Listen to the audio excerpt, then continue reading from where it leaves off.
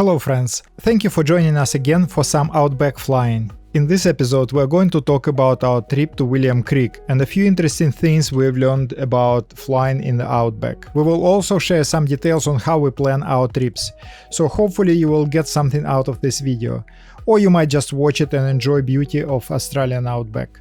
Our destination today is William Creek. This place is easy to find. It is located right in the middle of nowhere, about halfway between Adelaide and Alice Springs. If you are planning a long flight or a long drive to some cool place, William Creek is a place to go. The best time to come to William Creek is winter. Temperature is at its lowest and the weather is very stable. I think August, early September is the best time. Even in winter it can get hot in the afternoon anyway, and it gets bumpy.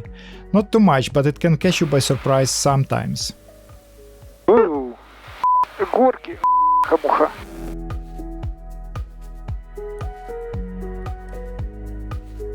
For this trip through the outback we allocated 2 nights in William Creek. We wish we had 3. Even though the place is tiny dot on the map, there is a lot to see and experience. Trevor, the owner of the place, is very friendly and helpful guy. He is super busy running the place, yet he finds time to talk to all the guests and make them feel very welcomed. Make sure you talk to him and his lovely wife and ask about things to do and to see. If you are in William Creek, you definitely need to see Lake Eyre. Words cannot describe the beauty of the lake, it must be experienced.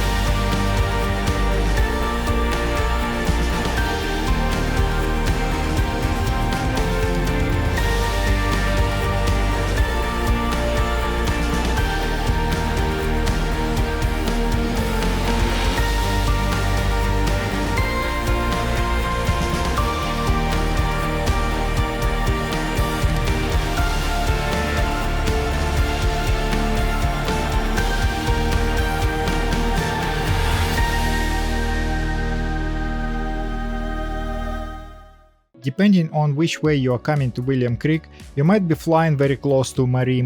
It is great and unusual piece of art. Nobody knows who made it and it's not very clear who maintains it, but it obviously gets refreshed from time to time. If you have any theory, please share it in the comments for this video. The figure of the man is quite big, it is about 2.5 kilometers long, so approach it at around 6,000 feet. We thought it's a lot smaller, so we overflew it at around 3,000 and it was too low. You need to get quite a bit higher to see it well. Make sure you make radio calls when flying around Maree. This place gets busy with lots of planes flying around. About halfway between Maree and William Creek, there is a natural feature we call Maree Dog. It's pretty cute.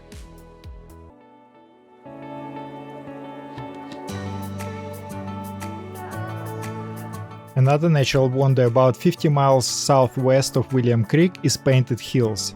Just like Lake Eyre, it is hard to describe the beauty of this place.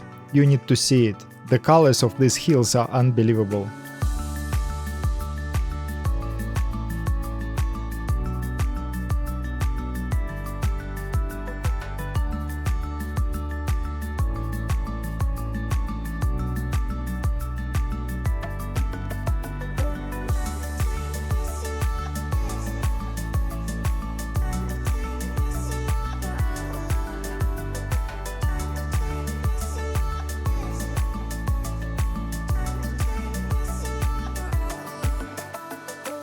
If you travel further south of Painted Hills, you'll be crossing the longest fence in the world, the dingo fence.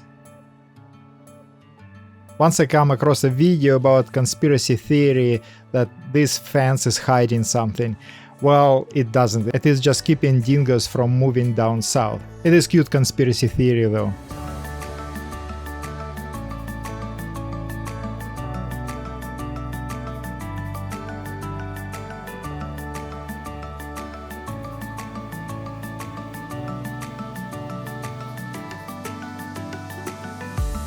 A little further down south there is a huge hole in the ground. It's a copper mine. It is about 500 meters deep and it looks huge.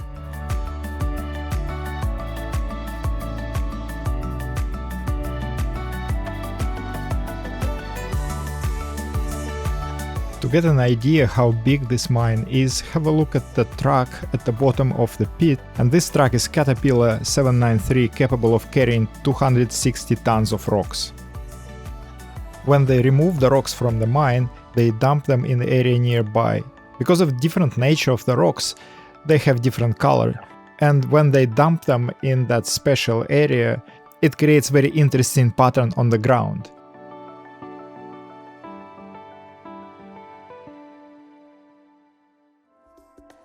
Next place to visit while we are in William Creek is Oodnadatta. This little town located about 100 miles northwest of William Creek. On our plane it takes about 1 hour to get there, with lots of beautiful sceneries along the way.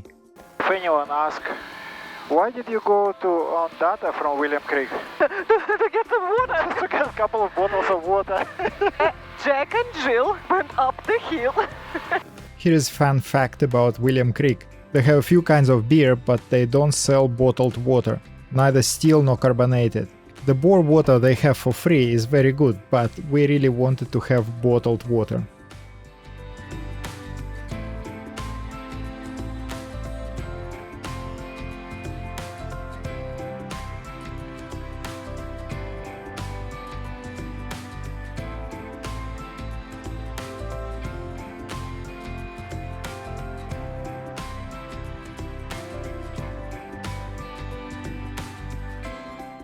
Oodnadatta airfield is very close to town, so we decided to walk. There is no taxi service in town anyway. However, if you call Roadhouse, they might be able to come and pick you up from airport and bring you back.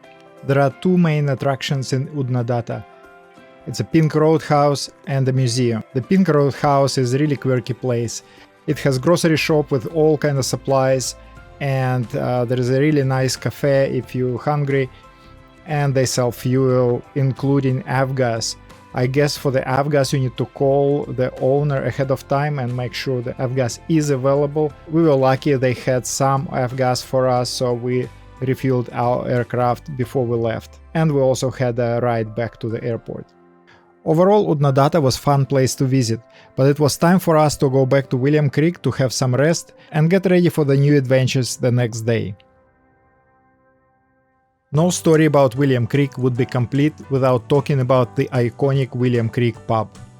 The place has very friendly and authentic Aussie country atmosphere with nice food, good wines and variety of beers.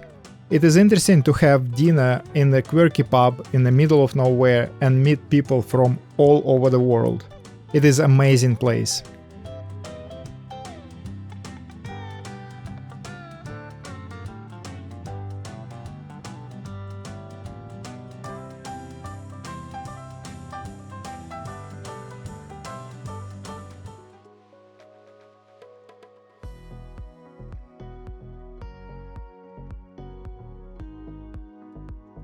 Our next destination is a little town called Maree, home to Australia's first mosque and a charming railway museum. From there we fly to Lake Creek with its impressive coal mines and beautiful Flinders Ranges and Wilpena Pound. But that is the story for the next episode. Tune in next time to continue following our adventures through the sky.